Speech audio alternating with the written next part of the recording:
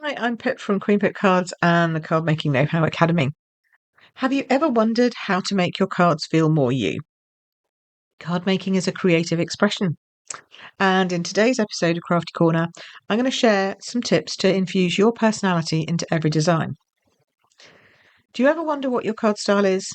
Maybe you love bright, bold designs, or perhaps you lean towards soft, elegant cards. Finding your personal style is all about experimenting and noticing what makes you happiest. So let's explore how to do that. There's no right or wrong in card making, but finding what you love can make crafting even more fun and effortless. So here's how to discover your unique style. Look at what you're drawn to. Do you love florals, or geometrics, or bold patterns, or vintage styles, or shabby chic, or watercolour? It goes on and on, quite frankly. There's so many different things that you can see in card making. So what do you like? Notice the colours that you're always reaching for. So for me, it's normally pink and purples, but sometimes it's reds. So what are the colours that you like? Notice those that you use the most. Are you reaching for pastels or neutrals or bright colours? Do you love blues and greens? Or is it pink and purples or reds? Make them your signature. Now there's an interesting idea. Just make cards with your colour. I know a card maker who loves monochrome. So she always makes cards that are just monochrome, all one colour, different tones. That's her signature style. So experiment and reflect. That's the next thing to do.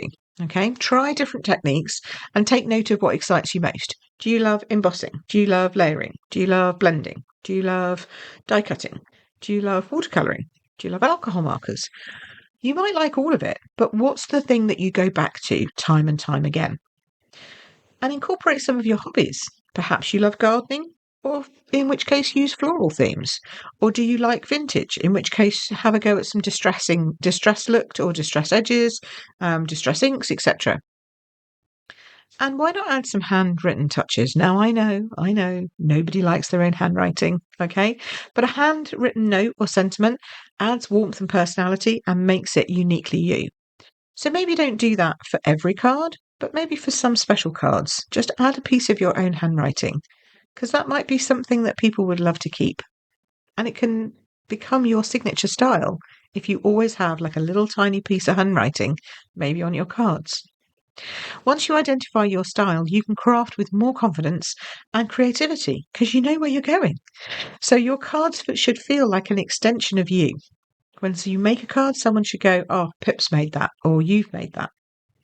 If you want to explore your card style further, then I invite you to come inside the Card Making Know-How Academy.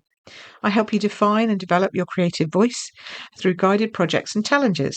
Plus, there's always the community who can help you go, "Yep, that looks like you," or "Oh, wow, I knew it was your card before I even saw who'd made it." So come and join us. Enjoy the Card Making Know-How Academy by signing up here at queenpipcards.com. And if you don't think you're there yet, if you're still a beginner, then come and do the Card Making Know-How Foundation course first, because that will help you get to really good grips with your foundations of cutting and layering and measuring and scoring and using paper, etc. And you can really start with the basics. Then if you feel like you want to come to the academy later, then you can. But whatever you do, try and input a little bit more of your own style into your card making in future. I bet it'll make a big difference. Thanks ever so much for watching. I'll see you in next week's Crafty Corner. Till then, take care. Bye bye.